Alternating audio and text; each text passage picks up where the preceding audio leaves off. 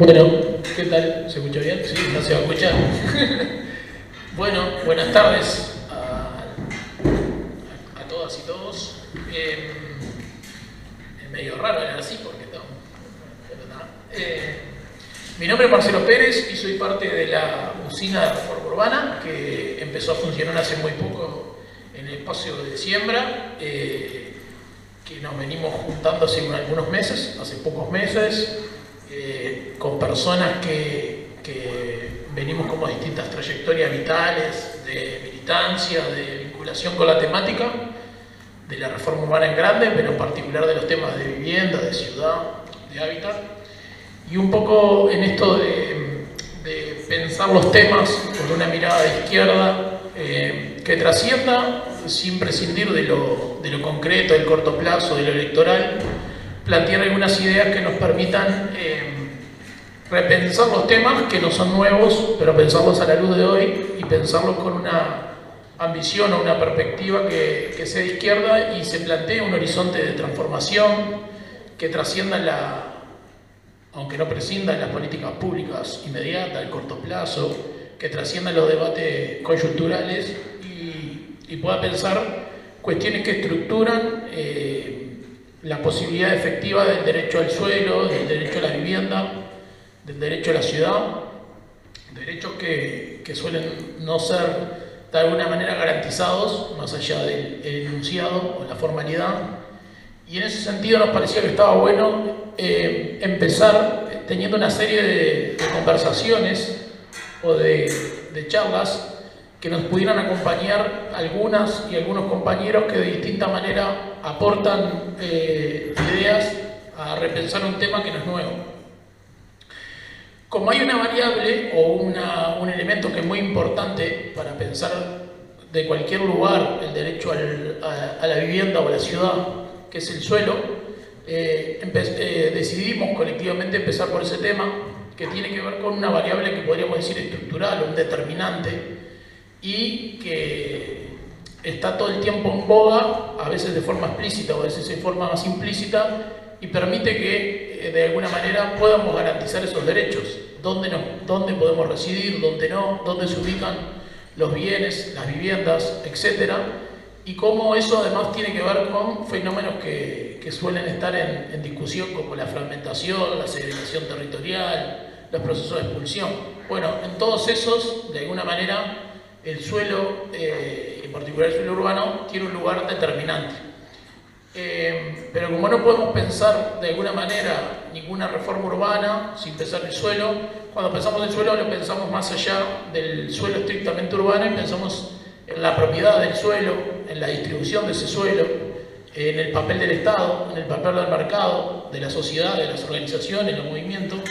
Y en ese sentido le pedimos dos intervenciones a dos colegas y compañeros de trayectoria de distintos lugares.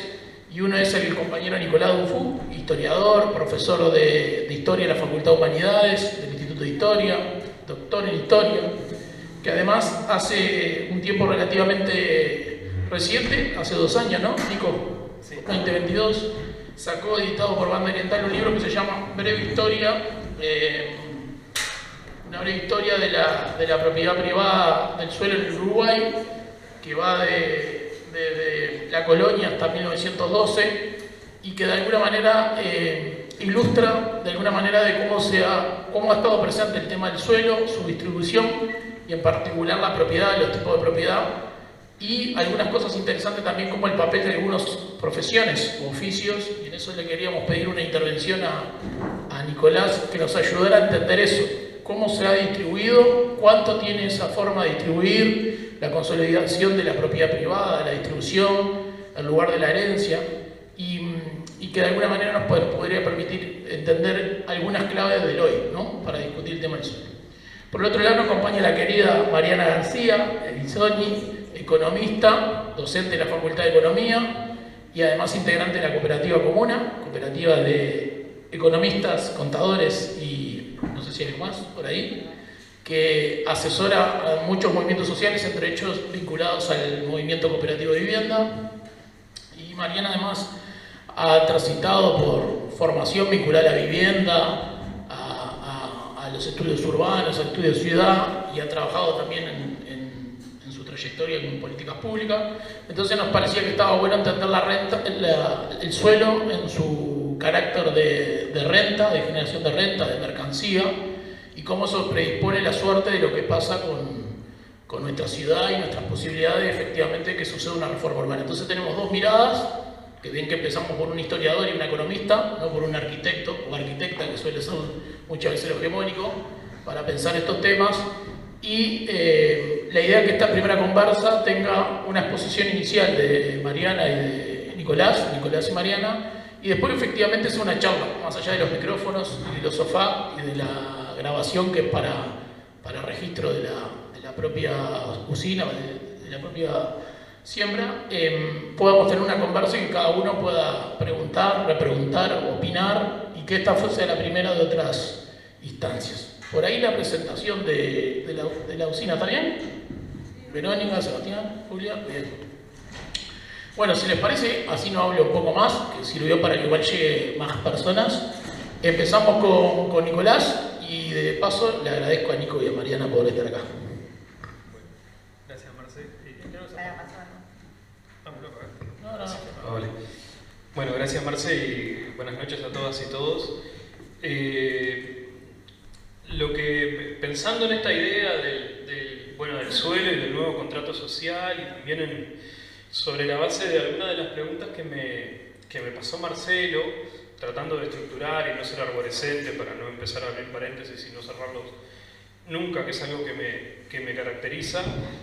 Digamos, lo que estudio en este trabajo y en lo que he seguido investigando en los últimos años es esta cuestión de la propiedad privada de la tierra. Ahora salí un poco de la propiedad privada y estoy trabajando con la propiedad común, con los bienes del común, haciendo en un periodo que digamos que no es en el que estamos acostumbrados a discutir cuestiones o aspectos relativos al suelo, ¿no? Porque yo trabajo sobre todo en general y en estos trabajos en concreto los siglos XVIII y XIX, llegando apenitas al siglo XX, pero parto de una idea que he tratado de defender y que he tratado de que estructure mi interpretación del proceso de privatización de la tierra. Y esa idea, vinculada al proceso de privatización de la tierra, parte de algunas hipótesis de trabajo. Una de esas hipótesis de trabajo es la que sostiene la que plantea que, por lo menos en los siglos XVIII, XIX y, si se quiere, hasta entrado el siglo XX, no existió en el territorio que hoy ocupa el Uruguay, pero tampoco en el Río de la Plata, una única definición de propiedad, ¿no? Es decir, eso podría ser un debate, si se quiere, conceptual, es decir, no hay un tipo no hay una definición terminológica sobre qué es la propiedad privada, pero me parece que también expresa, y es lo que intenté demostrar en este trabajo de investigación, que había diversas maneras de vincularse a la tierra, no solo en el medio rural, sino también en el medio urbano, ¿no? Entonces, la propiedad por uso, la propiedad por producción, o la idea de la productividad de la tierra como un elemento que garantizaba la propiedad. Si ustedes ven los registros, por ejemplo, de títulos de propiedad con los que trabajé, lo que encontramos en este periodo histórico es que buena parte de aquellos que se decían propietarios de tierra en realidad no poseían ningún título, ¿no? Es decir, sino que eran mayoritariamente se hacía un uso del suelo, se hacía un uso de la tierra sin ningún título, sin que mediara ningún tipo de titulación. Y eso ustedes pueden estar pensando que tiene que ver con que eran tiempos, digámosle así, pre-código civil o pre-código penal, pre-código rural, etc., pero que en realidad tenía que ver con un peso de la costumbre que terminaba siendo a la larga un peso judicial. Entonces, jurídico, quise decir, disculpe. Entonces, sobre todo a mí lo que me interesaba explotar en la tarea de investigación era poner en tensión esas distintas formas de entender o de comprender la propiedad. Les hablé de los siglos XVIII y XIX, pero en algunos casos llega hasta el siglo XX. Ese era un primer convencimiento o un primer punto de partida.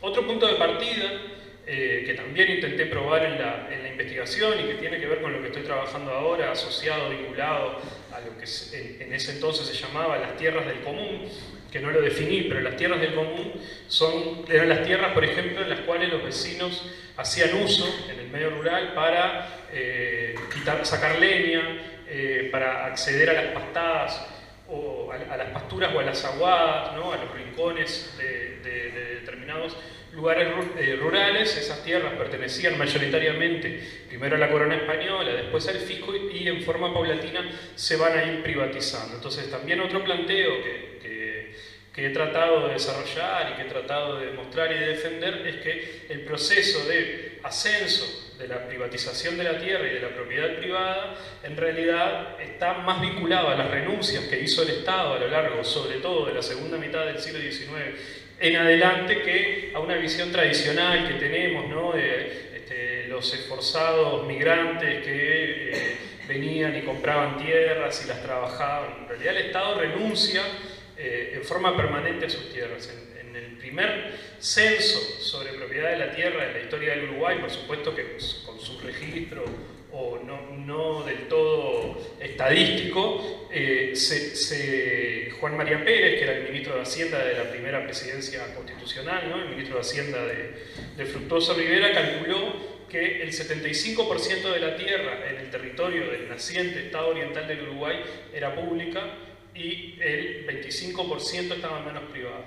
50 años más tarde, es decir, el siguiente registro de propiedades que hace Adolphe Vaillant en el año 1877, la relación es prácticamente inversa. Es decir, hay un 80% de tierras en manos privadas y un 20% de tierras que pertenecen al fisco, ¿no? Bueno, esa alteración, ese cambio en la correlación de la propiedad pública y de la propiedad privada está justamente vinculada a esa renuncia permanente que va haciendo el Estado de sus tierras, ¿no? Lo que, por ejemplo, se conocía como salidas fiscales o, bueno, pagos, o el uso de la tierra para pagar distintas deudas por parte del Estado, ¿no? Pero eso es parte, o eso tiene que ver o se vincula con una estrategia, que es una estrategia que van a desarrollar algunos grupos empresariales del medio rural de fomentar la privatización de la tierra e impulsar ese proceso de privatización, ¿no? Tanto de la tierra inicialmente rural, pero también de la tierra urbana, y ahí sí es que se van a ir o van a comenzar a desarrollar distintas estrategias o distintos mecanismos que permitan consolidar la propiedad, que se va a convertir con la derrota electoral, pero sobre todo con la derrota política del primer vallismo, en una especie de valor vinculado a la historia del Uruguay. A mí no tengo, siempre digo lo mismo, pero no tengo mucho interés en construir un relato antiproprietarista, ¿no? Es decir, bueno, la propiedad privada está mal. Eso no es necesariamente lo que me interesa, pero sí lo que me interesa es, por un lado, conozco que hay otras formas, digamos, de vincularse a la propiedad, a la producción, al consumo, etc. Pero a su vez también, bueno, si la propiedad privada es un valor del Uruguay, no lo estoy diciendo yo, es decir, es lo que se repite todo el tiempo en discursos con los que convivimos a diario, cómo es que eso se convirtió en un valor, ¿no? Y si siempre fue igual, ¿no? Es decir, uno pregunta por lo general y cuando habla de propiedad privada, bueno, la propiedad privada es algo que parece que existió siempre. Y eso, digamos, me lleva a otro punto de lo que Marcelo, de las consignas que Marcelo me pasó, que tiene que ver con, bueno, cuándo es que se empieza a, o sea, qué tensiones atravesó la propiedad privada, cuándo se consolida el gran latifundio, si es que se puede hablar en el caso del Uruguay del gran latifundio. Yo creo que sí, pero bueno, ya sabemos que eso está en tensión y hoy el gran latifundio está sufriendo algunas transformaciones. Pero bueno, a lo largo del siglo XIX hay distintos momentos en los cuales la propiedad privada se ve amenazada, ¿no? El momento de mayor amenaza a esa propiedad privada es claramente la Revolución Artiguista, ¿no? Y el Reglamento de Tierra de septiembre de 1815, que no solo tiene una voluntad económica o de reparto o de redistribución de la tierra y de los recursos naturales, sino que también tiene o apunta a un proceso de formación ciudadana, ¿no? Es decir, en sus distintos puntos el reglamento no solo busca la distribución, sino que también busca formar ciudadanos, es decir, romper con la idea del súbdito de la monarquía española, de cualquier monarquía, y empezar a generar obligaciones y responsabilidades.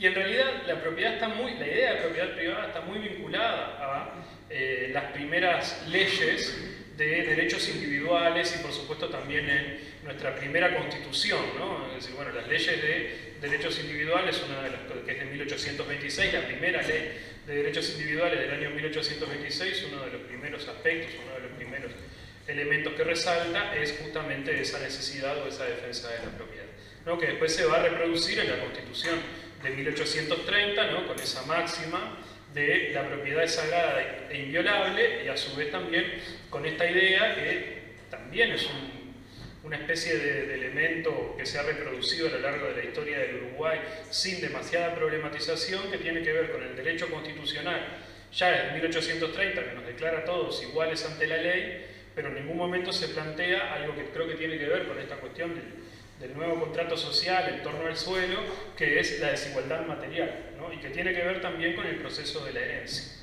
¿no? Es decir, bueno, a ver, la herencia como un instrumento que es milenario, ¿no? Yo qué sé, ya los romanos heredaban, todo el mundo quiere que su descendencia tenga, digamos, legitimar o garantizar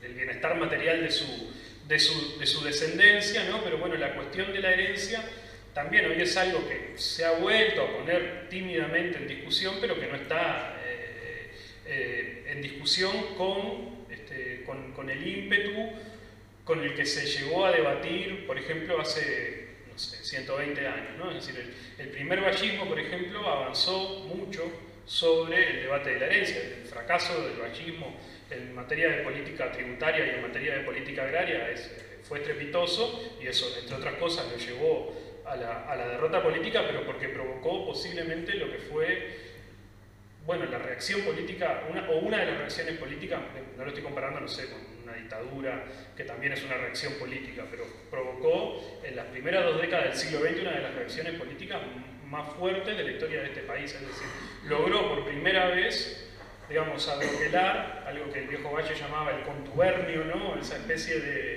de matrimonio mal avenido entre distintos grupos conservadores y empresariales que hicieron todo lo posible por derrotar al vallismo. Y en el corazón de esas discusiones estaba el problema de la propiedad privada de la tierra, ¿no?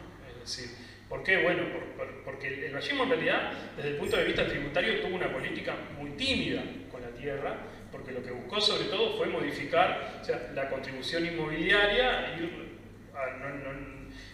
digamos, cambiando las alícuotas en cada ejecución presupuestal que cobraba sobre todo la contribución en función, bueno, de la extensión y en función de lo que se hacía en esas tierras, con intención o con ánimo de recuperar sobre todo la renta que se generaba a partir de la explotación ganadera, sobre todo ganadera, no tanto agrícola, porque Uruguay tiene esa paradoja.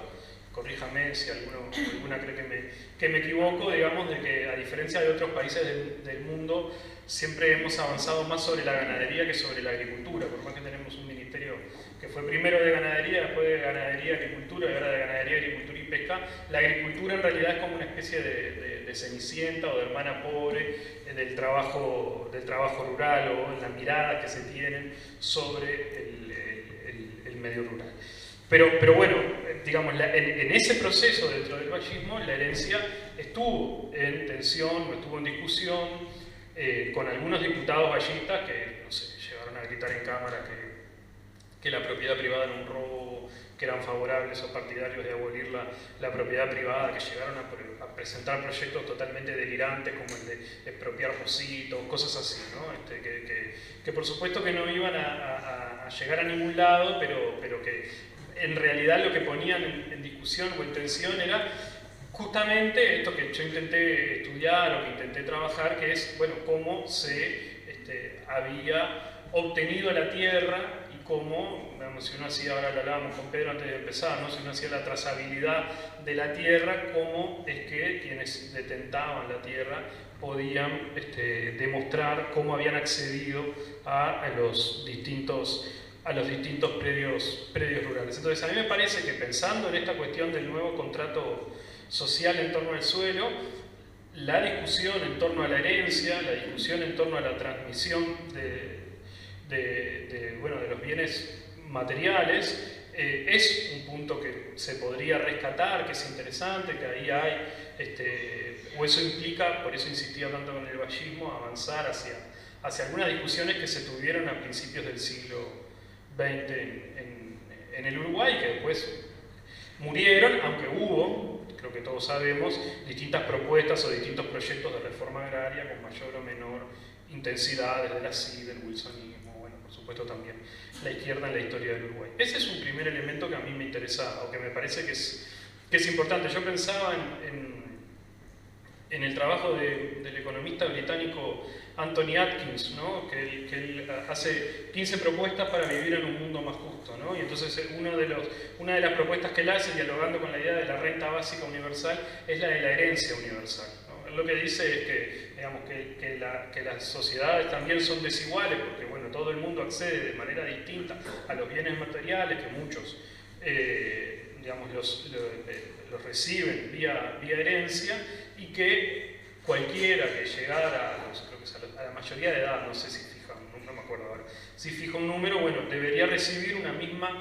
herencia por parte del Estado que permitiera o que favoreciera su desarrollo individual, su desarrollo en el mundo económico, que es en lo que él está pensando. Entonces ese es un primer punto que me parece importante.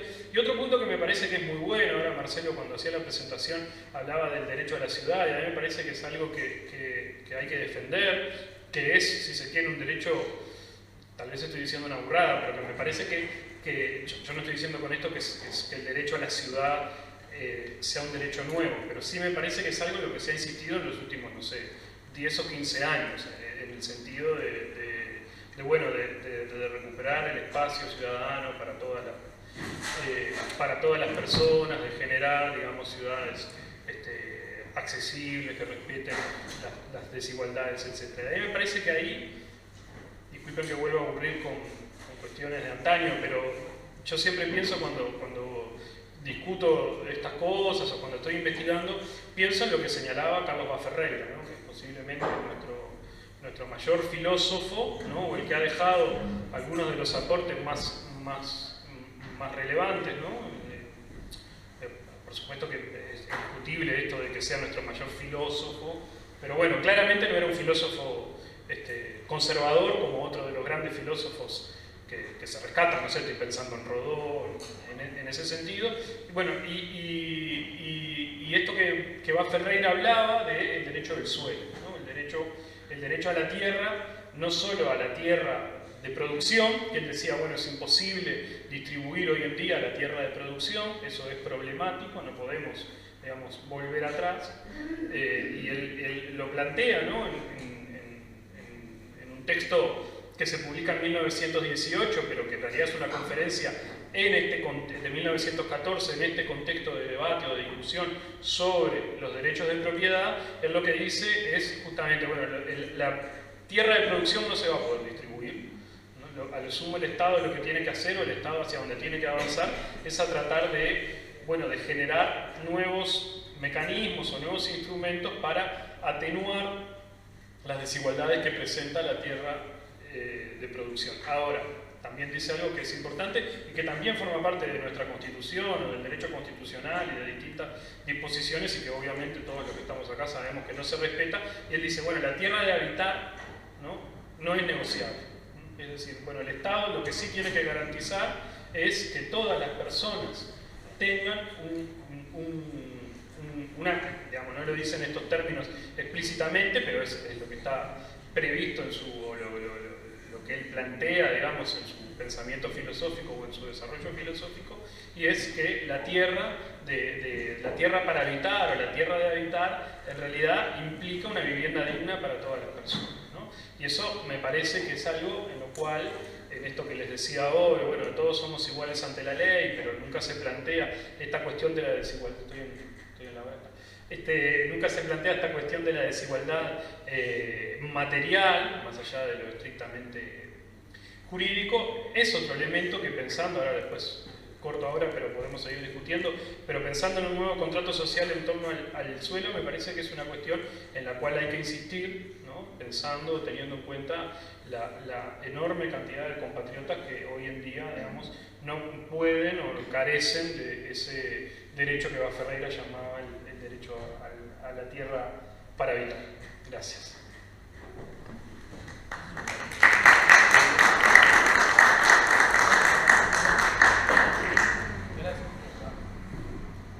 Gracias, Nicolás. A ver. Yo lo apagué. Opa. Gracias, Nicolás. La idea es que sea una primera ronda para poder charlar y que se pueda intercambiar y no que sea de exposición y después nos quedemos. Así que, perdón la cortada, Nico. Dale, Manu. Ya la presenté oficialmente, hola, Manu. Dale. Bueno, buenas tardes. Nada, primero agradecer la invitación y celebrar el espacio. Me parece que son súper necesarios estos espacios de encontrarnos y reflexionar en conjunto, así que nada, me parece que la parte más entusiasmante es la que viene después de lo que podamos compartir. Me parece igual importante aclarar que yo no soy especialista en temas del suelo ni en estudios de renta urbana, entonces lo que van a encontrar acá son las cosas que yo tuve que ir estudiando, que fuimos estudiando con Marcelo y con otros compañeros y compañeras, en el tránsito de sí trabajar en cuestiones de hábitat y vivienda, ¿no? Era como ineludible atender las cuestiones del suelo y fue como más tangencial eso, pero creo que igual esas cosas que fuimos aprendiendo colectivamente sirven para pensar esto que nos convocaban. Digo para que no me hagan preguntas difíciles después porque no les voy a poder responder. Bueno, entonces en esto de pensar, o sea, ¿por qué tiene sentido de pensar en el suelo? Bueno, básicamente por eso, porque es un imprescindible, ¿no? O sea, nuestra comunidad humana implica que nos aterricemos en un lugar, tenemos una necesidad espacial. Entonces, en la medida que eso está, hay algo que tenemos que hacernos cargo de empezar a pensar por ahí. Y de una mirada económica, pensar el suelo como un bien implica pensar en algunas características particulares que tiene y que han sido difíciles para los estudiosos, digamos, de entender eso. Una primera es que el suelo es un bien natural, es decir, no es producto del trabajo humano y por tanto no es reproducible a voluntad. El suelo que tenemos es uno, es finito, y si pensamos en el suelo urbano que tenemos, es este el que está, ¿no? Entonces, ¿qué vamos a hacer colectivamente con este suelo que existe? Lo otro, que tiene que ver con un montón de cosas que compartía Nicolás recién, es que es monopolizable. Es decir, el suelo puede convertirse en un bien privado en la medida que la posesión de esa tierra por parte de alguien excluya a los demás de poder hacer uso de ese mismo suelo, ¿no? Que esto no ocurre con todos los bienes. Y lo otro, que en el caso urbano tiene especial relevancia también, es que es profundamente heterogéneo. Cada pedacito de suelo, cada pedacito de tierra es diferente de los demás. Es diferente por sus características intrínsecas y es diferente por su localización, ¿no? Por su ubicación geográfica.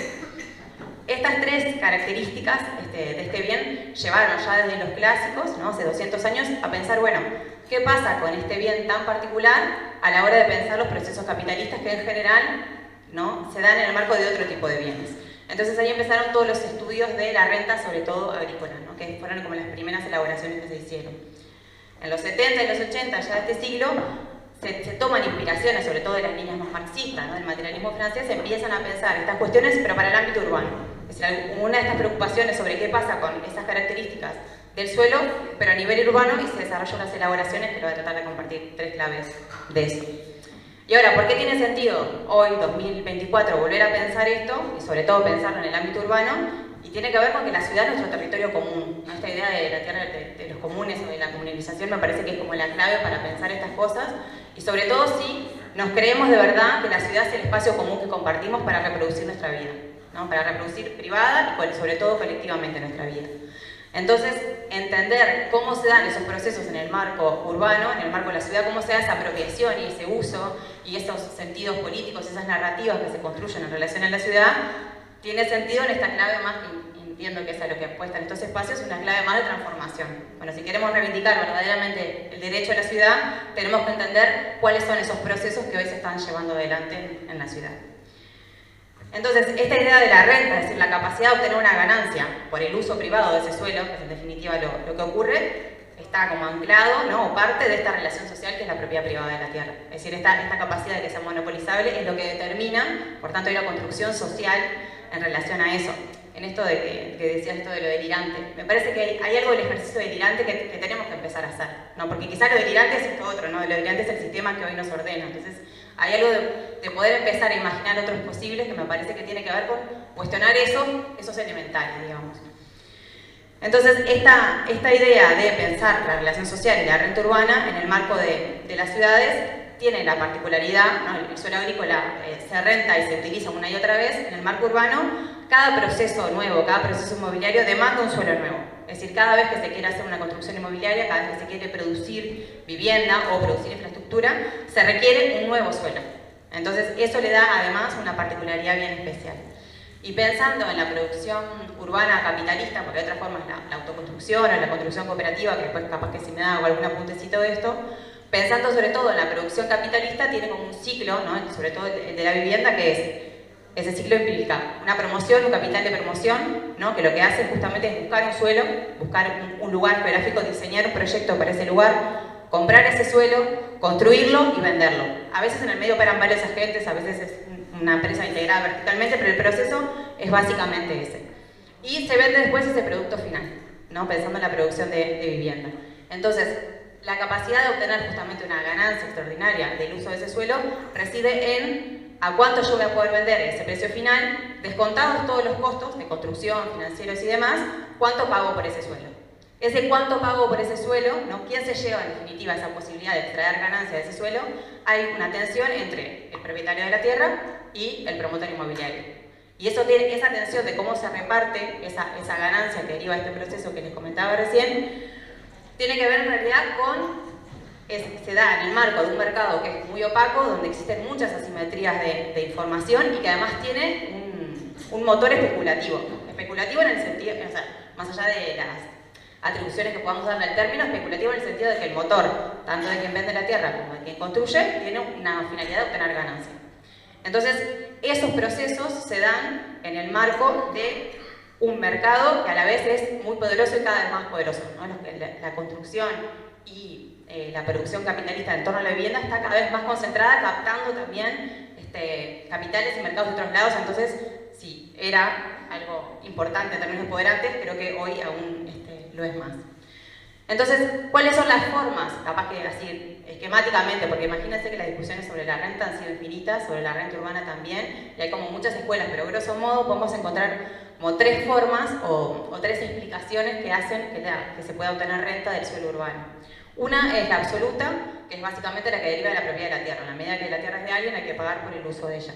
Pero estas otras dos son las que interesan como, y la que está en el marco de esta relación social que decimos. Pero después las otras dos tienen mucho que ver con cosas que después se explican, que explican la mediación estatal y que explican qué cosas podríamos pensar de los espacios, que es la renta diferencial, que tiene que ver con, de un lado, la zonificación que se usa, es decir, si estamos hablando de un terreno en la ciudad que es de uso comercial, si es de uso financiero, si es de uso industrial o si es de uso residencial, y después lo que tiene que ver también con la productividad, que en el caso urbano tiene que ver con qué densidad puedo darle yo a cada espacio urbano. Y la otra es la renta monopólica, que es lo que se llama la renta de segregación, que tiene que ver con que se pague más o que se valorice un espacio por una intención política de que así sea. Es decir, pensando a nivel más de clases altas, es me segrego en determinado lugar, no porque ese suelo sea especialmente bello, sino porque quiero mostrar que puedo estar ahí. Eso es fácil pensarlo a este nivel, no sé, como los estudios de Marcelo sobre los barrios privados, pero eso también opera en escalas más pequeñas, ¿no? La segregación espacial que vemos en la ciudad de Montevideo un poco tiene que ver con eso, ¿no? ¿Cuánto puedo pagar para vivir en determinados lugares? Y eso agrupa gente. Bueno, esos son los factores que hacen que se pueda extraer como esa red. Ahora en esto, cuando pensando, bueno, qué actores intervienen, y que hablar de los capitales privados que hablamos recién, pero también el Estado tiene un rol súper importante, o sea, la mediación estatal en el marco de los procesos urbanos es central. Primero porque el Estado es el agente urbanizador por excelencia, o sea, es el agente que ordena, digamos, y dinamiza ese proceso. Porque produce espacio construido, porque produce equipamiento colectivo, es decir, la ciudad además es, y esto es también como la mirada más clásica de los marxismos, la ciudad es el espacio que concentra las condiciones generales de la producción, es decir, permite que la actividad capitalista funcione, ¿no? Que circule, se produzcan y circulen bienes y servicios, y a la vez es el espacio donde se produce y se reproduce la fuerza de trabajo, es decir, las personas. Entonces es una fuerza que también es necesaria para el capital y el Estado también va generando las garantías para que ese proceso ocurra.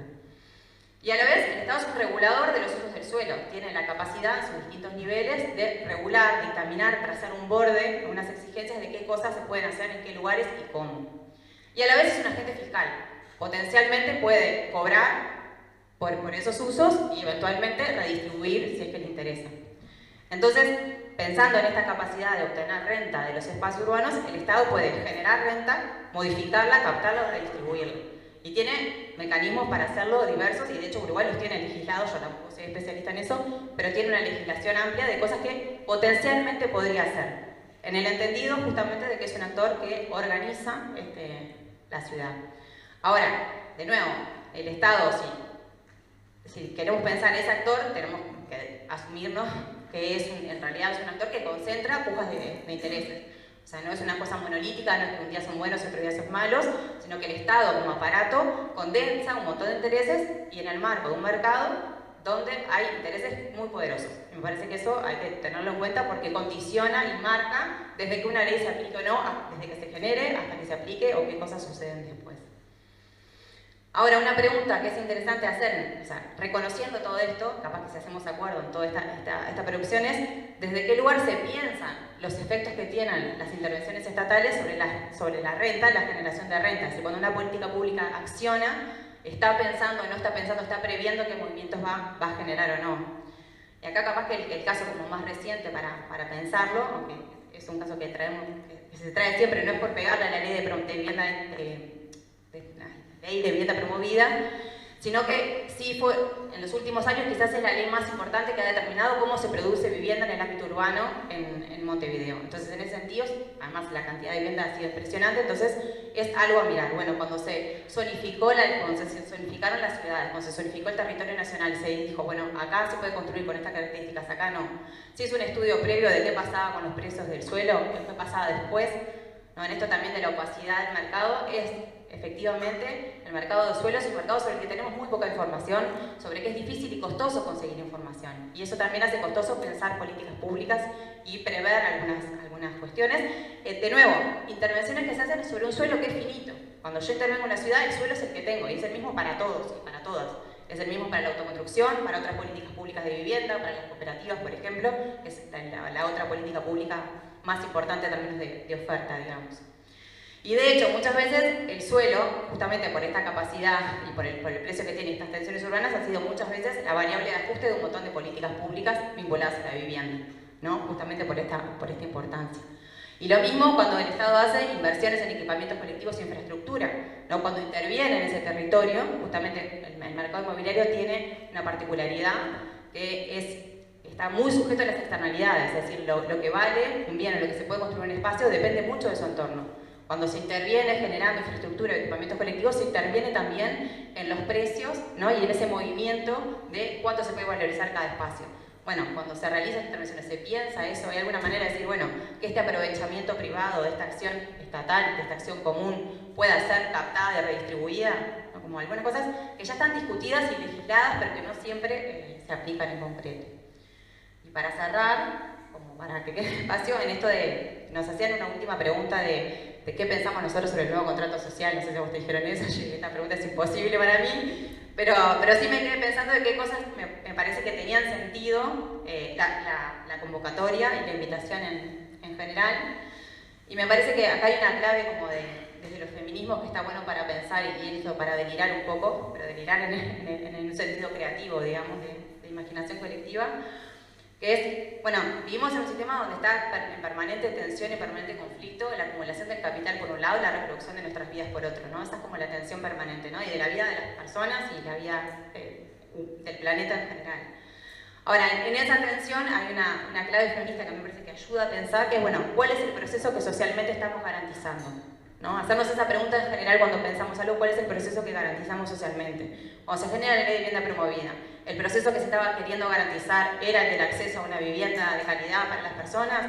¿O en realidad el proceso que se estaba queriendo garantir era que se reactivara la industria de la construcción y el empleo, sobre todo el empleo masculino, que mejoraran las cuentas formales de la economía? ¿Cuál es el proceso que se está queriendo promocionar ahí? Entonces, frente a eso y frente a esta idea del derecho a la ciudad, que originalmente planteó Lefebvre, pero después han levantado muchos más, parece que capaz la pregunta es cómo podemos, frente a ese proceso y frente a esa contradicción, cómo podemos imponer la vida colectivamente, cómo en esta tensión podemos hacer que lo que se imponga sea la vida. Y me parece que acá la clave de los comunes es central, ¿no? Es decir, bueno, la pregunta capaz es cómo queremos construir ciudad, ¿no? O sea, qué elementos queremos socializar. En esto de la tensión de que todo se origina por esto de la propiedad privada, ¿no? La privatización de la responsabilidad de sostener la vida, ¿no? La privatización de la responsabilidad de la vivienda, pero del transporte, de la recreación, de la salud, de los espacios de encuentro, todo eso, ¿no? ¿Hasta qué punto queremos desprivatizar eso, ¿no? ¿Qué cosas de esas queremos poner en común? Me parece que ahí hay una pregunta interesante. Y para preparar esto, volvía sobre el texto de Eva Ferreira, que lo leí hace un montón de tiempo y ahora lo desenvolvió para esto, y volví sobre una frase que me parecía que está buena y que vos lo trajiste, pero me parece importante en los términos en los que él decía, bueno, es necesario hacer esta distinción entre tierra para producción y tierra para habitación. Yo ahí me permito decir que la tierra urbana es también tierra de producción, porque es la producción de las personas, ¿no? Acá se produce y se reproduce la vida. Pero más allá de esa distinción feminista que le podemos criticar ahora a Ferreira, me parece que un elemento que él traía súper importante para pensar la narrativa es sin precio ni permiso, ¿no? Esta idea de que las personas deberíamos tener derecho a la vivienda y habitación sin precio ni permiso. Me parece que son dos elementos centrales de la narrativa política, en esto de cómo queremos colocar, de cómo queremos imponer, ¿no? Frente a este sistema. Me parece que ahí está súper interesante. Y unido a esto, y con esto ahí sí ya cierro, me parece que hay algunas como inspiraciones más recientes, ¿no? Harvey más desde una mirada más de la geografía, en esto de las 17 contradicciones del fin del capitalismo, él trae, al final tiene un epílogo y dice, bueno, ¿qué cosas hacer? Y bueno, básicamente la apuesta es comunalizar. Dice, más allá de todo, la única estrategia que encuentra posible es comunalizar, pero comunalizar de la mano de desprivatizar las responsabilidades de ir sosteniendo, ¿no? Entonces acá entra la tierra urbana, los servicios públicos, la vivienda, ¿no? También poder pensar la vivienda como un espacio donde se aloja la vida, pero que no necesariamente sea privado, que no necesariamente sea en propiedad privada. Y también más de los feminismos, mirá como la de Silvia Federici y demás, que empiezan a apostar a lo común a todo nivel. Y pensar la ciudad como el territorio común nos permite pensar qué cosas queremos y también como cuáles son las cosas que tensionamos. Y de hecho la ciudad en el último tiempo ha sido el escenario por excelencia de las disputas, de todos estos movimientos que están apostando por lo urbano, que están apostando por la ciudad, que están apostando en definitiva como por el cuidado de la vida. Así que bueno, cierro por acá y agradezco la invitación.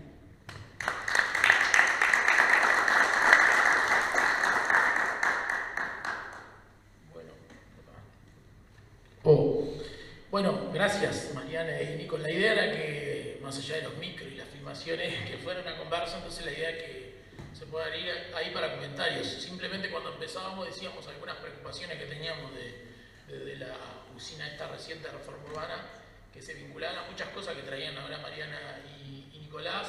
En algún momento traíamos el documento viejo de Ardoy respecto a los primeros pasos o apuntes de reforma urbana y decía que era indisociable la reforma urbana de la reforma agraria y no perder que en definitiva lo que se está disputando es por el suelo, más allá de cuál sea su categoría. Y ahí el tema de la herencia parece vital para pensar esto, que era algo que traíamos. Y un poco lo de nuevo contrato social es una provocación al delirio de poder pensar con una mirada de izquierda transformadora que no se restrinja a lo coyuntural o a los debates de administrar o gestionar determinada política pública. Y eso era un poco una invitación, más allá de que pretendemos de que con lo que se vaya produciendo pueda servir a pensar algunas claves que de alguna manera, decía Mariana, tenían que ver con, y compartíamos en un grupo respecto a que una mirada de izquierda de transformación debería avanzar en cómo desprivatiza o desmercantiliza la vida también, y eso inevitablemente tiene que ver con una mirada donde el Estado es un regulador potente y un proveedor potente de lo que pasa con la vivienda y la ciudad. Y entonces discutíamos incluso la regulación que ahora está planteada de diferentes mercados que hacen a la cosa, ¿no? Del mercado del suelo, los alquileres, etc. Y bueno, dicho esto, está la invitación para que quien quiera hablar y quiera meter algo, puede ser preguntas, dudas o puede ser un comentario, si quiere largar. Dale, te lo paso, ¿cómo hacemos? ¿Cómo hacen habitualmente, Julia? Yo no. Dale. No, lo voy a hacer primero porque voy a cometer la ordinaria de hablar y en un ratito me tengo que ir, entonces. Y además porque los temas que voy a plantear no necesariamente van, pero me parece que hay que plantearlos. Jurídicamente en el Uruguay tenemos un problema básico que es que si yo poseo el suelo por un año, paso a ser un poseedor, pero mientras no complete el año soy un usurpador. O sea, el Código Penal me condena y el Código Civil me autoriza. Y ese problema, que es un tema jurídico, etcétera, no ha sido resuelto de absolutamente ningún modo, y sin duda alguna hay muchos países que han resuelto esto, y lo han resuelto en clave de lo que establece la Ley de Ordenamiento Territorial, el artículo 37, que son los deberes del propietario.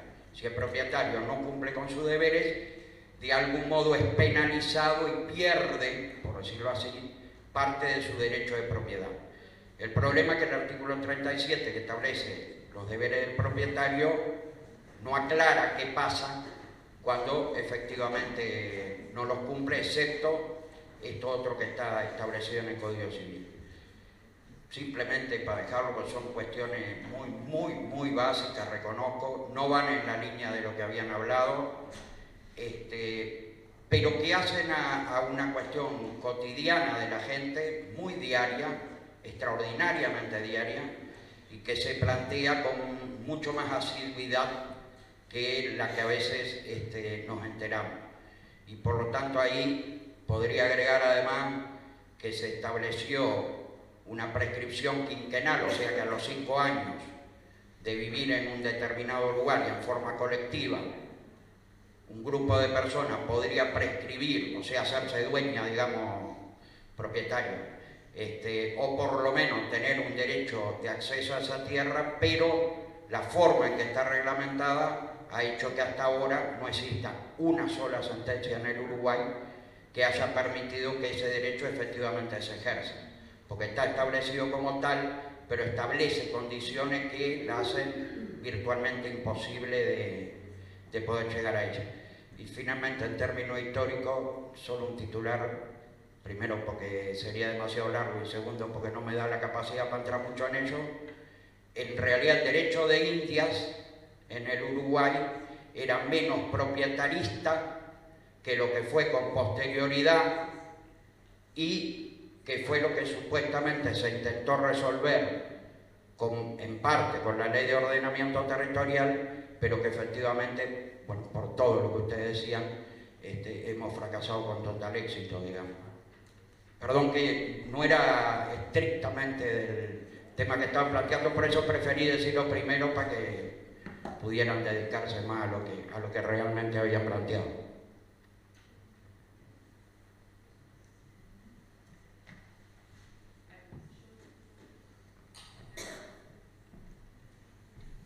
Dale, Julia, da la palabra. El micrófono inhibe un poco, ¿no? Dale. No, yo me animo a decir algo que está vinculado con algunas cuestiones que estábamos discutiendo. Ana Mariana señalaba lo de, bueno, cómo queremos construir ciudad. Y a mí me parece que también es como muy importante pensar, ¿no? Porque a veces cuando se discuten sobre estas cuestiones de la propiedad, la posesión, el suelo, siempre lo pensamos en torno a ese recurso finito, irreproducible que es la tierra, ¿no? Irreproducible que es la tierra, ¿no? Es decir, lo pensamos en torno a lo material. Pero hay una dimensión que a mí me parece que hay que empezar o por lo menos yo creo que soy de la idea de que hay que empezar a explotar, que es que en realidad en estos debates también se juega mucho el proceso de construcción de ciudadanía, ¿no? Es decir, bueno, ¿cómo accedemos a lo público? ¿Cuál es el límite de lo privado? Por esto hoy les decía, bueno, yo no tengo intención de, además no podría, no tendría esa contundencia de construir un discurso antiproprietarista, ¿sí? Pero sí me parece que lo que es importante es empezar a desarmar algunas cuestiones que son de sentido común, que tienen que ver con el presente del Uruguay, con el presente, en este caso, de la ciudad de Montevideo, pero lo podríamos pensar para cualquier otra ciudad, localidad, pueblo, villa del interior, y que también tienen que ver con lo histórico, con el desarrollo histórico del Uruguay, ¿no? Y en esta cuestión, que por lo menos en términos historiográficos, en términos de la investigación histórica, en los últimos años, bueno, ha empezado a aflorar nuevamente, ¿no? Esta cuestión que muchos llaman lo de repensar lo común, ¿no? En España, a partir de del auge y caída o de la desmovilización del 15M, muchos historiadores han empezado a plantear esta cuestión de repensar lo común y han ido al pasado para eso. Lo mismo en Estados Unidos con la desarticulación del movimiento de Wall Street, de Occupy Wall Street. Es decir, a mí me parece que pensarlo en términos de derecho, ¿no? El derecho a la ciudad, el derecho a lo común, del derecho al bienestar, etcétera, es mucho más contundente que solo centrarnos, no sé si soy claro, ¿no? Pero solo mirarlo como lo han mirado hasta ahora las ciencias sociales, de, bueno, en este fragmento de tierra o en este cuadrado tenemos determinadas cosas, se aplican tales derechos, la propiedad empieza acá y termina acá, sino que me parece que sin ánimo, sabiendo que no, digamos, que no vamos a salir a expropiar, sí tenemos que empezar a pensar o a repensar en esa dimensión de, bueno, de qué tipo de ciudadanía estamos construyendo, ¿no? En sociedades que son cada vez más desiguales, en ciudades que están cada vez más, más fragmentadas, ¿no? Donde ahí se han roto distintos contratos de convivencia, ¿no? Esta preocupación del suelo.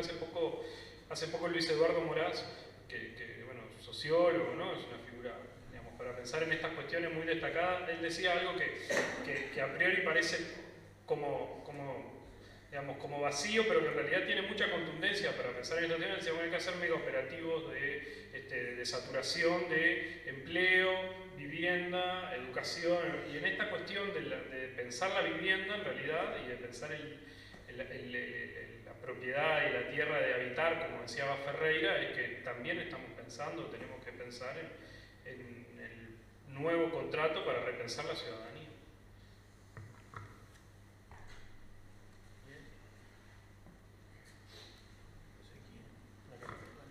Ahí, mirate, Julia. Bueno, agradecer el espacio y el tiempo que se tomaron para pensar. Me parece que el tema de lo común es interesante lo que está sacando Nicolás de rastrear, porque además es otra versión de la historia, ¿no? Porque efectivamente, como decías, en Europa, cuando se habla de bienes comunes y se va a la génesis, se habla justamente del bosque, el agua, ¿no? De cómo todo eso era gestionado y se gestiona hasta el día de hoy. Hay comunas que todavía en el día de hoy tienen tierras comunales que abastecen a la población. Entonces, por un lado, bueno, nada, me parece que es súper interesante esa genealogía de un poco a la Elinor Ostrom, que sería, bueno, los bienes comunes son la forma más extendida, o Amartya Sen, ¿no? Deliberativa de gestión de los bienes naturales comunes.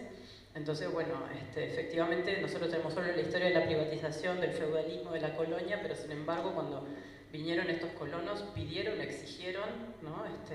También un uso cívico, se dice, ¿no? Un uso de los bienes naturales que en parte, ahora ahí sí que habría que hacer una arqueología profunda, a ver si ese periodo fue bueno, si los protegieron y si de ahí se derivó, por ejemplo, no sé, me vienen Canelones, ¿no? O alguna forma más colectiva de tenencia y de producción de la tierra. Pero viniendo a nosotros, yo creo que como que es una cosa recurrente de pedirle al Estado de solucionar o de estar en el medio, de hacer un montón de cosas y efectivamente a veces no tenemos más remedio porque el movimiento social que se ocupa de estos temas es muy fragmentado, ¿no? La vivienda, no tenemos movimientos de ocupación de la casa. Mariana decía, bueno, hay que tomarlo y no sé qué. En otros lugares hay movimientos de ocupación de la casa que toman los espacios y los transforman en bienes comunes a través de un cierto tipo de gestión, ¿no? Pero sí que me parece que es posible y necesario pensar a la planificación urbana y territorial en una óptica incluso tal vez es muy necesario de pensarlo a nivel territorial, de cómo se planifica y gobierna el territorio en clave de lo común, que no es solo la vivienda, porque ahí siempre si caemos solo en la vivienda, me parece que nos vamos al cooperativismo, nos vamos a cosas que ya conocemos, ¿no? Y a veces no sensibilizamos también a otros grupos que de repente están proponiendo otras formas de vida, ¿no? También esa fragmentación entre Montevideo y el resto del Uruguay es muy fuerte, pero en la costa hay muchos grupos que están proponiendo justamente tenencias compartidas de la tierra, ¿no? Y que Mariana decía el feminismo, pero que también me parece que estamos muy atravesados por teorías occidentales y menos latinoamericanas ahí, y que hay otras legislaciones en otros lados de América Latina, sobre todo que se hacen a la no propiedad directamente, ¿no?, de las culturas indígenas, por ejemplo, que no segmentan, no separan, no tienen todo eso. Entonces, si bien son un montón de temas, nada, creo que hablar de los comunes es muy interesante, hablar de una reforma urbana en clave de lo común es un desafío bastante grande, pero que necesita un pensamiento más, ampliar por lo menos la participación ciudadana y ampliar la participación de varios grupos distintos al construir la ciudad y a planificar la ciudad.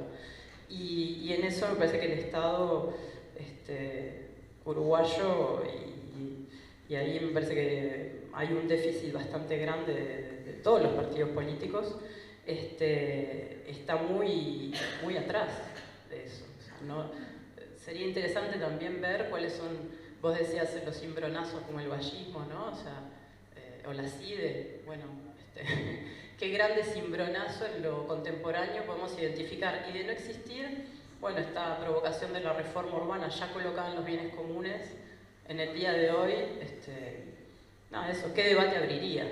¿No? No sé si históricamente, económicamente, o si ustedes pueden comentar hoy en día cómo la colocarían esa reforma urbana, o alguien más que esté por acá. Pero me parece que eso, del feminismo, desde una cuestión no tan occidental, de repente no tan marxista, que está a veces demasiado implicada en lo económico, y retomar más de lo latinoamericano, y retomar el rol de la participación ciudadana y la gobernanza horizontal, abierta, democrática en el proceso de construcción de ciudad.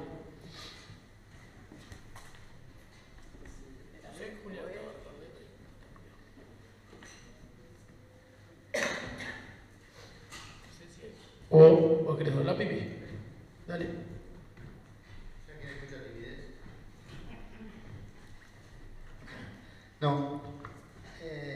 A mí me parece que seguir con una idea que vos planteaste, Marcelo, que me parece que es un prerequisito, ¿no?, para después eventualmente avanzar en otro, como puede ser el tema de lo común y demás.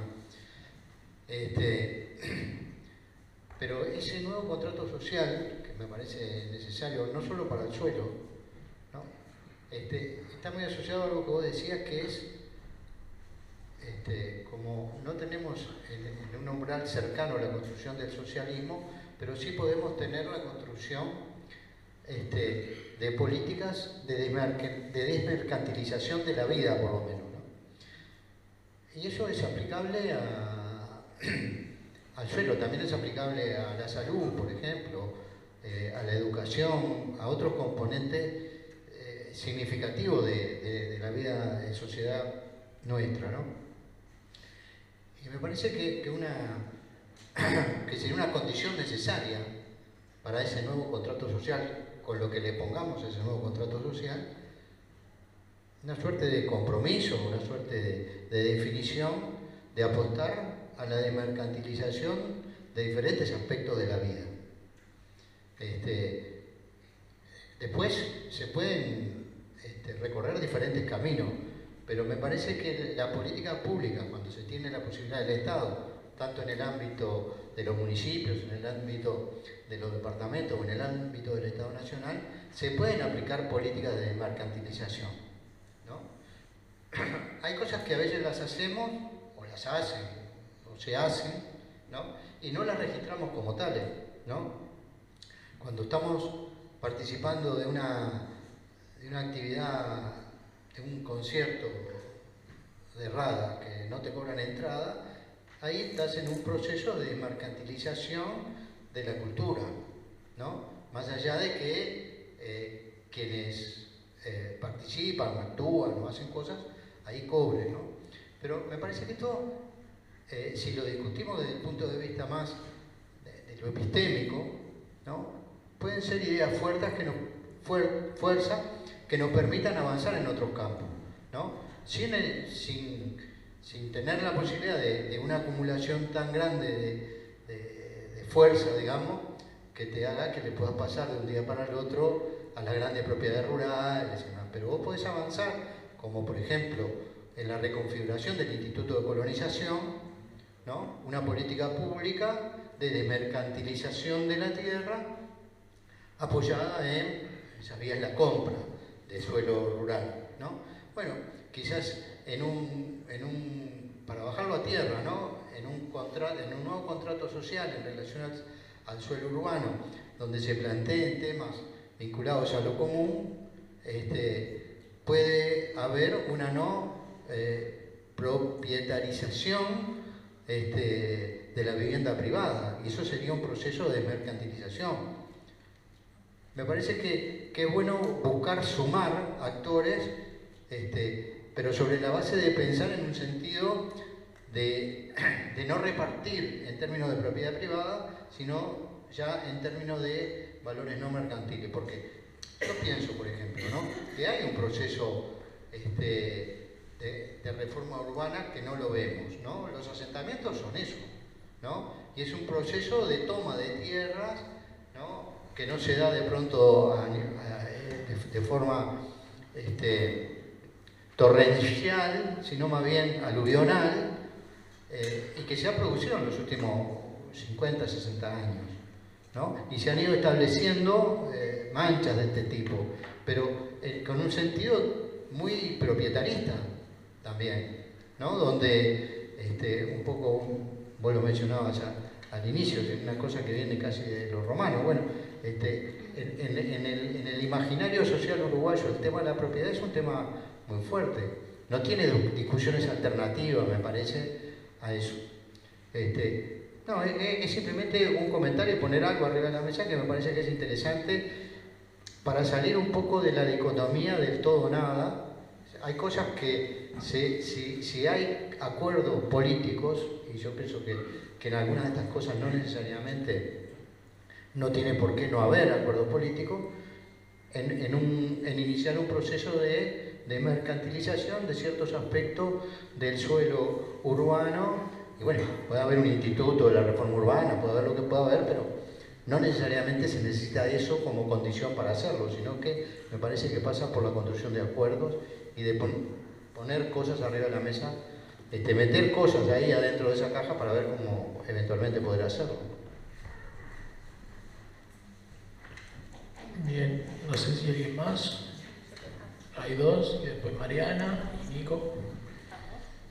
Beatriz y Pedro, ¿no? Hola, buenas. Bueno, muchas gracias. Fue interesante los aportes. Me quedé pensando en varias de las cosas que dijeron y en el título. Y me quedaba pensando primero en cómo se construye ese nuevo contrato social, y no lo veo posible, viable, sin un diálogo social, digamos, ¿no? Y en ese diálogo social, que debe incluir varios actores y actrices, ¿cuáles son los mínimos que exigiríamos, ¿no? Me quedé pensando mucho en esto de la tierra habitable, bueno, ¿cuáles son los mínimos que exigiríamos para que haya una tierra habitable para todos, ¿no? Y cuando hablamos de una tierra habitable, ahí coincido mucho con lo que decía Mariana, que es la tierra de producción, la tierra de reproducción y la tierra del disfrute, ¿no? El espacio público también, digamos, ¿no? Y ahí creo que es eso, que me quedo pensando eso, ¿no? ¿Cuáles son los mínimos que exigiríamos para que todos pudiéramos disfrutar eso? Y si es posible establecer un contrato social con esos mínimos. Hoy se hablaba de la renta básica universal. Bueno, es posible establecer, ¿no?, un contrato social que establezca unos mínimos vinculados a la tierra habitable. Y en ese sentido, ¿qué lugar deberían, o qué le exigiríamos a los distintos actores que hagan parte de ese contrato, ¿no?, de ese diálogo social? Hola, mi nombre es Pedro. Yo voy a hacer dos cosas, voy a comentar. Una, respecto de lo que comentaba Mariana, me parece que una mirada que es interesante que sistematicemos y que nos pongamos como un objetivo intentar definir el conjunto de actores que participan en lo que vos describías, el mercado inmobiliario, quién le pone valor, qué infraestructura le construye salón. Y que parte, o sea, como hacer un ejercicio de quienes tienen capacidad de incidir Hasta los movimientos sociales que piden una placita y mejoran un pedazo inciden.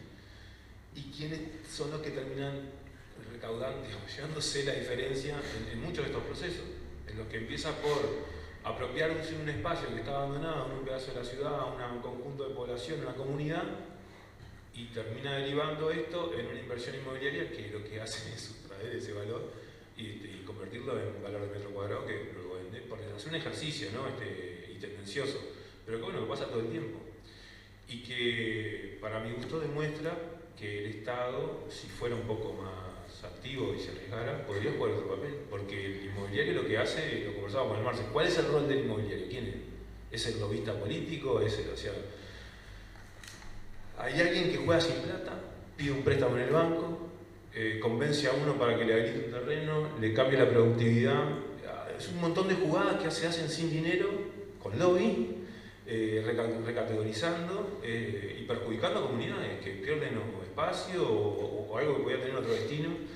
Yo creo que esto, en cuanto a cómo se produce ciudad, cuáles son las reglas de juego para producir la ciudad, qué peso tienen las comunidades, esto que comentaba Adriana, del diseño comunitario, territorial, la gobernanza territorial, o sea, porque lo vemos unos cuantos ante todo, que eso está sucediendo cuando tenemos cómo pelearlo mejor, digamos. Nos podemos organizar, pero parecemos ser gente que prefiere el atraso y no el desarrollo, cosas por el estilo, ¿sí? Se escuchan en el barrio. Mejor peatonales que no existan. Y entramos en contradicciones como esta. Cuando todos sabemos, digamos, para que vienen que los peatonales son un proceso que valoriza el tipo de suelo y quienes están planteando que quizás no es la prioridad, tiene su lógica plantearlo. Pero bueno, terminamos en discusiones dentro de la izquierda de esta forma, ¿no? Es necesario mejorar la plaza, la peatonal o lo que sea para que el inversor privado juegue. El inversor privado lo que hizo fue jugar con lo que puso el Estado antes, que permitió la productividad de ese suelo, los metros cuadrados, puso la peatonal para que tuviera un otro atractivo, y luego ahí pide el préstamo de la Banco República, o no sé, pero podría pedirlo. Entonces al final, ¿por qué el Estado está retirado de ser el que construye o el que propone, o hasta dónde debe retirarse y no jugar mucho más? Si al final deja todo servido para que un privado haga el juego y lo cierre, ¿no? Ahí yo tengo una duda, digamos, de cómo repasar estas cosas y ver si, por ejemplo, entonces, el Instituto de Reforma Urbana no tiene que jugar un rol como este. O hasta dónde puede jugar, ¿sí? En salir a ser el que cierre lo que las comunidades no tienen, el agente inmobiliario de las comunidades, digamos. Precisamos uno que nos construya, pero construya con otra perspectiva, ¿sí? Y no lo tenemos, de alguna forma. O está FUCBAN, está FECOBI, que sí pueden ser aliados, hay que ver ahí cómo se conjugan estos. Eso por un lado. Por el otro, un planteo más de reglamentación o de consigna, decir, bueno, ¿qué nos puede estructurar una pelea más? Poner el tema en agenda.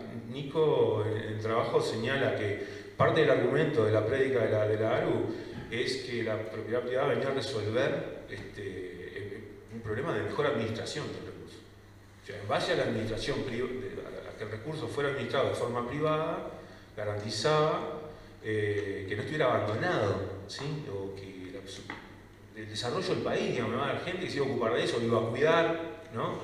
Quizás pusiera unas vaquitas, pusiera algo, y iba a aportar, iba a pagar un X, que iba a ingresar a.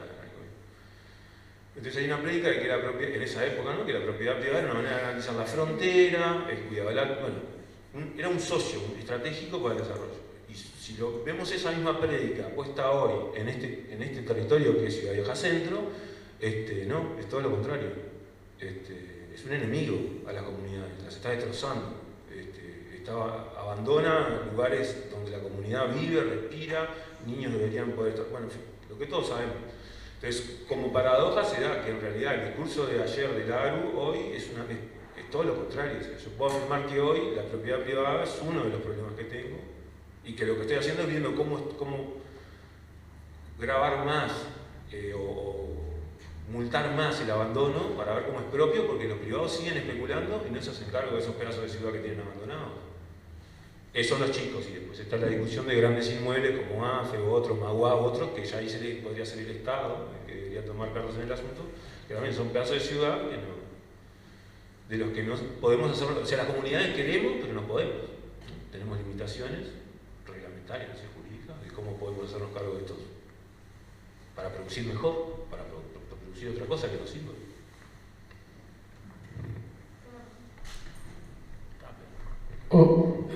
Vos estabas anotado, Mariana, Igual sería más fácil. y Nico, no sé si hay alguien más anotado. Ahí, no. Bueno, le doy paso a Mariana, pero una de las preocupaciones que teníamos en las primeras reuniones, incluso ahí está Verónica, que le toca estar en la NB y otras personas más, decíamos de que entre el horizonte un horizonte más socialista o socializante y lo que hay un montón de instrumentos que no se usan y no se usan, es profeso, y eso tiene que ver a veces con relaciones de fuerza y a veces con la resignación de usarlas, ¿no? Javier decía hoy la ley de ordenamiento, que la podíamos decir que la velamos hace un tiempo, pero hay otras, y hay discusiones que no estamos dispuestos a dar. Por ejemplo, la administración del suelo, las competencias que se le dan a las intendencias en relación al gobierno nacional es una, y tenemos 19 formas de pensarlo, y eso es un escollo para cualquier proyecto que avance socializando, ¿no? Es más reproductivo, y sin embargo todo el mundo compró que la descentralización a priori es buena en sí mismo, ¿no? Ya no discutimos qué debería centralizarse y qué debería descentralizarse y verse, ¿no? Cualquier cosa que diga descentralización está como bien, y eso era un tema de discusión. Y los tipos de propiedad también. El Uruguay no tiene un solo tipo de propiedad, y de hecho hay políticas que han asumido eso, no solo las cooperativas y el BPS, sino que se podrían extender a otros respecto al uso y no dar la propiedad cuando se produce vivienda pública o hay un soporte, y sin embargo eso es una renuncia que hizo el propio, no solo la derecha, sino el propio progresismo respecto a esa discusión. Entonces, entre ese crisol hay cosas a revisar de la normativa que existe y hay otras a crear, y el nuevo contrato social tenía que ver con poder pensar en los distintos aspectos que no son solo los jurídicos, pero que incluso pueden incluir lo jurídico, pero trascienden lo jurídico y tiene que ver con las condiciones de pensar lo necesario más allá de lo posible, que es un poco la encerrona esta de el atrasado y el desarrollado, ¿no? Ya esa discusión, quédate la voz, porque para nosotros no nos colma. Entonces un poco el debate de hoy, de los que vengan, tiene que ver con eso, qué es lo que necesitamos, no qué es lo que me decís que es posible. Y por ahí viene siendo un poco o por lo menos en las reuniones nuestras, pensando en términos de esto. Dale, Manu. Me quedaba pensando con esto que traía el compañero en relación y que vos lo traías también, a esta idea como del Uruguay, de la propiedad privada, del propietarismo en la vivienda, ¿no? Que también, como lo decimos, como con cierta condena moral, ¿no? De la gente al final quiere la propiedad de su casa. Y me parece que es problemático, pasa dos cosas, ¿no? En relación a eso. Una es que de verdad, en la medida que la responsabilidad de hacernos cargo de nuestra vida está privatizada, entonces también la solución tiende a una solución privada también, ¿no? Yo me tengo que hacer cargo de gestionar mi vida y bueno, y eso se resuelve privadamente. Pero además me parece que tiene que ver sobre todo con que la propiedad privada está absolutamente garantida, y de nuevo con esta inspiración que siempre que me confundo vuelvo a esa clave porque es la que me ayuda a pensar de cuál es el proceso que socialmente estamos garantizando, y la propiedad privada es un proceso socialmente garantido. Si uno mira las estadísticas nacionales y mira los problemas habitacionales que tiene el país, y después mira la cantidad de usurpaciones o de tomas informales, no coincide. ¿Qué es lo que está pasando? Que el proceso que estamos garantizando es el de la propiedad privada y el de la valorización del capital y demás, porque ¿cuál es la ventanilla para decir quiero una vivienda accesible, quiero una plaza adecuada, quiero poder transitar, ¿no? ¿En qué ventanilla golpeamos para decir eso? Sin embargo, la ventanilla para golpear, para hacer las denuncias de usurpación y demás, es algo muy expeditivo y cada vez más. O sea, la introducción a la ley de urgente consideración del nuevo mecanismo de alquiler sin garantía es eso, pero llevado al extremo, ¿no? Es imponer, de nuevo, el derecho al capital, la valorización de ese capital por encima de las condiciones habitacionales y de vida digna de las personas. Entonces, ¿cuáles son esos procesos en los que estamos? Eso por un lado que me despertó tu comentario. Y después lo otro en relación a bueno, cómo se construye un nuevo contrato social, o no, yo no tengo ni idea, pero lo que sí estoy convencida de que precisamos imaginar nuevas formas y que precisamos hacer eso colectivamente. Entonces en esto quería compartir algo que muchos y muchas seguramente ya saben, pero desde un equipo universitario se está haciendo ahora un proceso, que el martes fue el primer encuentro, con Beatriz estuvimos ahí, se está haciendo un proceso de encuentros, de generación de encuentros entre la universidad y organizaciones sociales vinculadas al hábitat y la vivienda, para generar insumos y condiciones para, sea cual sea el nuevo próximo gobierno, haya insumos colectivos y socialmente discutidos de cara a la elaboración de un nuevo plan quinquenal, ¿no? El plan quinquenal como mojón, digamos, ¿no? Como mejor documento que reúne las políticas habitacionales, al menos en los próximos 5 años, que en el periodo pasado, la institución interinstitucional, que la COAVI, la Comisión Asesora de Vivienda, no fue convocada, que es el espacio donde las organizaciones podían volcar allí sus propuestas, demandas y demás. Desde este equipo universitario lo que se está intentando es generar un proceso de acá a octubre y después al fin de la elaboración del plan quinquenal, donde las organizaciones se puedan encontrar a discutir estas cosas, ¿no? Cuáles son las cosas que son importantes, cuáles son las demandas, cuáles son las propuestas. Y el martes pasado, en Facultad de Ciencias Sociales, fue el primer encuentro y hubo más de 25 organizaciones. Eso también fue novedoso, porque a veces pensamos en el movimiento urbano, en los movimientos habitacionales, y se nos vienen 2 o 3 actores a la cabeza, que sin duda, porque son súper relevantes, y son actores además que de cara a este nuevo proceso, sobre todo los vinculados al movimiento cooperativo, que son organizaciones con mucha fuerza, traen propuestas escritas, documentadas para colaborar, pero también había otro montón de organizaciones vinculadas a estas temáticas. Entonces, no sé, como fue esperanzador ese encuentro, en el sentido de, bueno, hay gente organizada para pensar estas cuestiones, y bueno, creo que estos espacios también colaboran en ese sentido.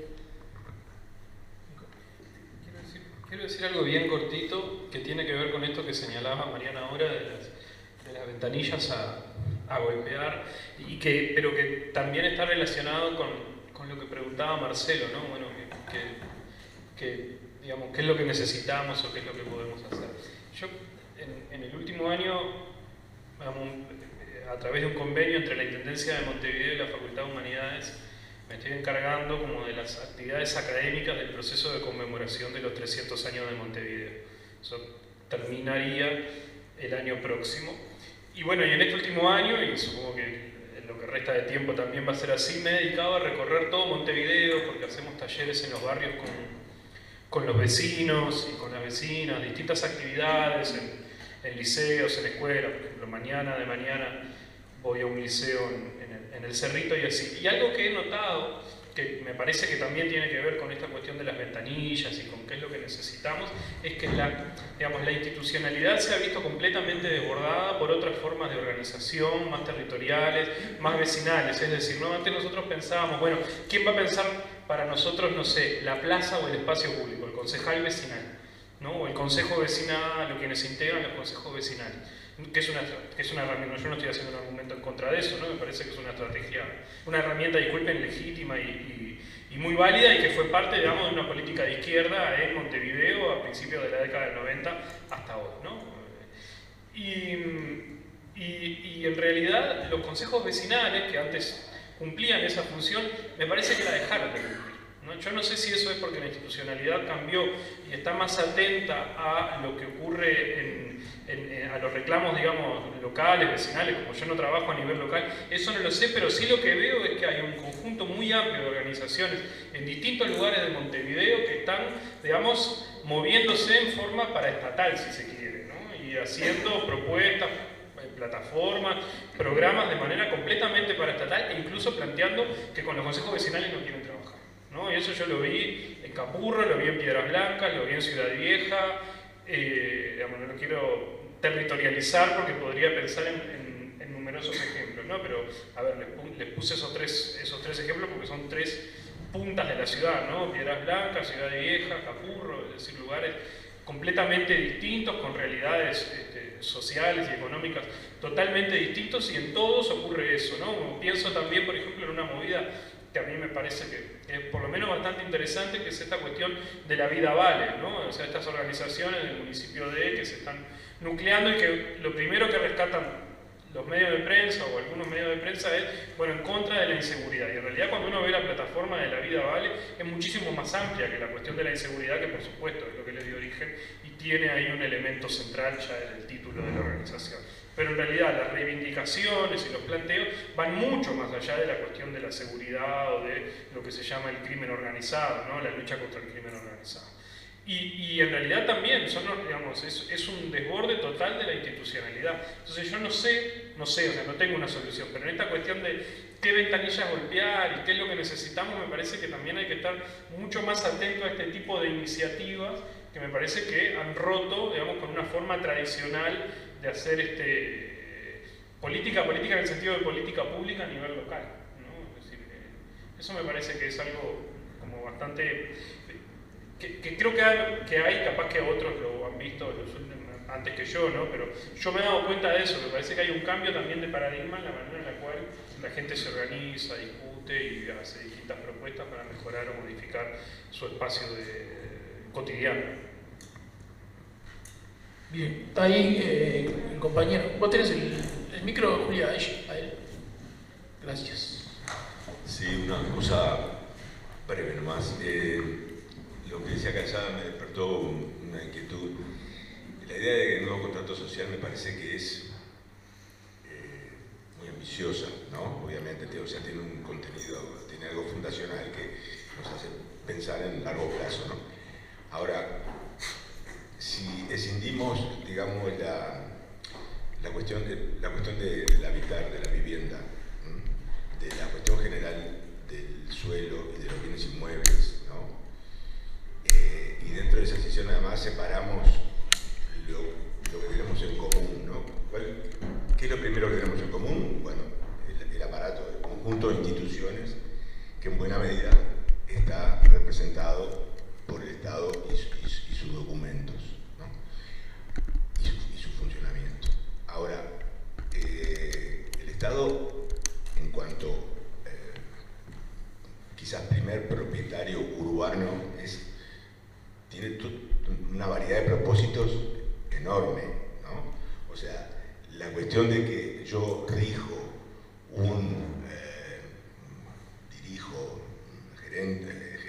gerencio una oficina pública cualquiera, un ente, y hago con los bienes de ese ente lo que me parece, porque hay una política X que lo sustenta, sin duda.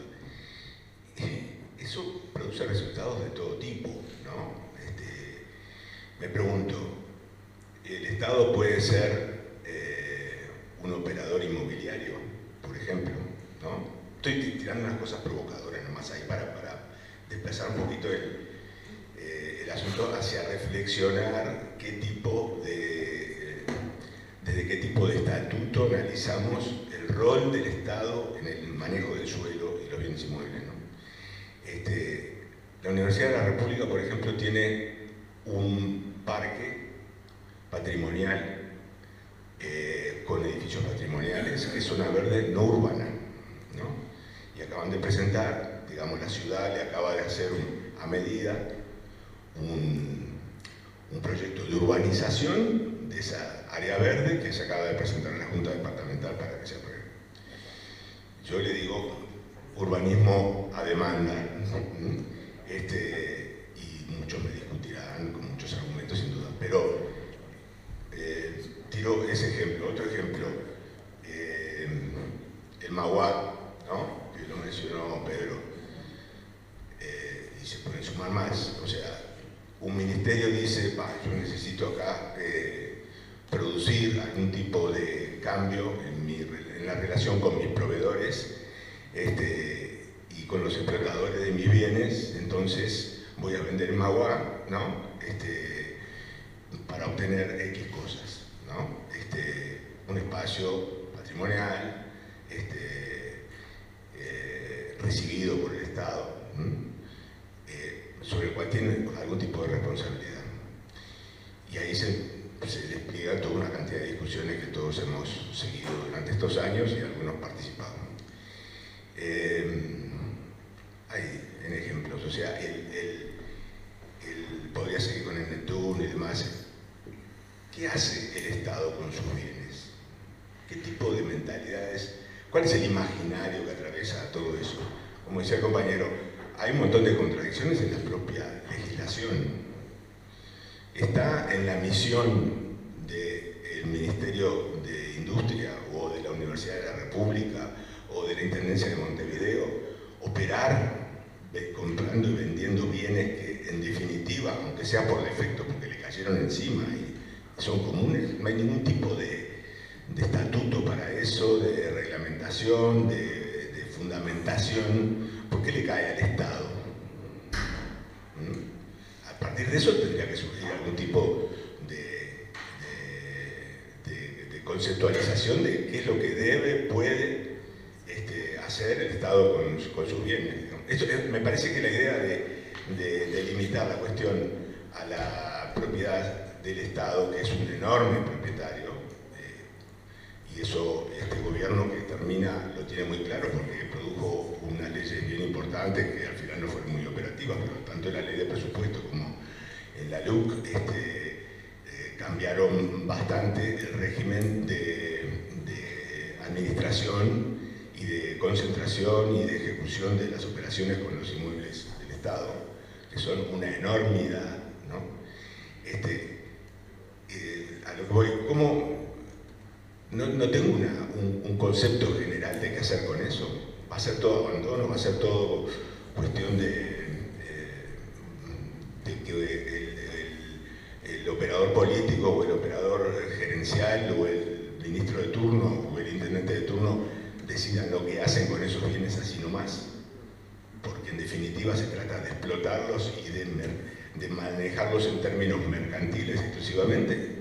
Me parece que hay que delimitar un poco una reflexión en torno de eso específico, el Estado y sus bienes, y el suelo manejado por el Estado, como una manera de ir construyendo, no sé cómo llamarlo, netos diferentes, que probablemente anteceda a otros cambios en los imaginarios que puedan venir después. Nada más que eso.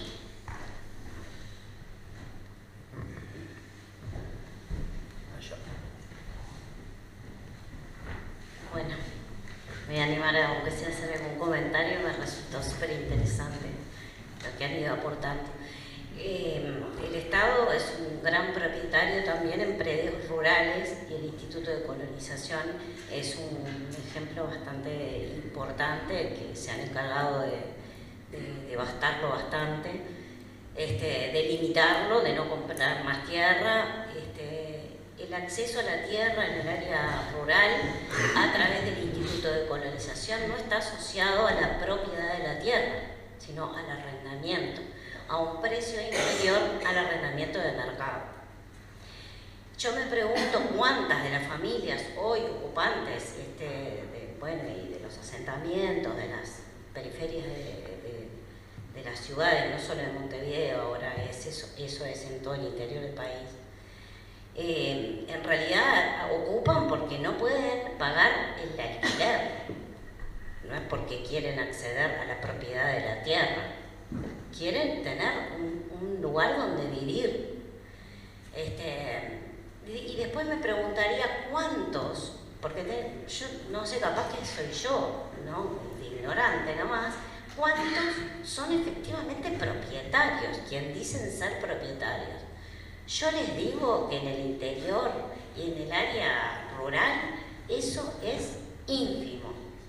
Quienes ocupan la tierra efectivamente tienen los títulos de propiedad de la tierra. En general hay sucesiones, poseedores, bueno. ¿Y cuánto tiene que flexibilizar la ley, el poder intervenir en alguno de esos predios donde ya están ocupados, donde la gente ya desarrolla su vida, a veces comunitariamente o multifamiliarmente, para poder mejorar sus condiciones de vida? Y eso hay algún ensayo, tímido, pero hay. Y los fenómenos de los asentamientos rurales, ese es un fenómeno que nadie lo habla y existe. Y existen y no es reciente, son de larga data, y la gente sabe que no es propietaria. ¿Y quiénes son los propietarios? Y yo me he encontrado con algunos que son de la corona española, o sea, es una cosa de locos. Y si ocupan hace años y hay un contrato social que es, no, esa es el predio de fulano, de mengana, de sultán, porque ahí estaba la mamá y porque ahí está. Entonces esto de la herencia también hay que tener cuidado cuando tocamos estas cosas, que me parece interesante ponerlas en debate, pero si no vamos a dejar la herencia solo para los ricos, que es lo que acontece hoy. Entonces, en el sentido de, bueno, ellos no lo dejan porque no lo pueden regularizar. Muchas veces son sucesiones de sucesiones de sucesiones. Imposible. Entonces con ellos sí nos vamos a meter pero con los que tienen todos los títulos en regla, anda a meterte.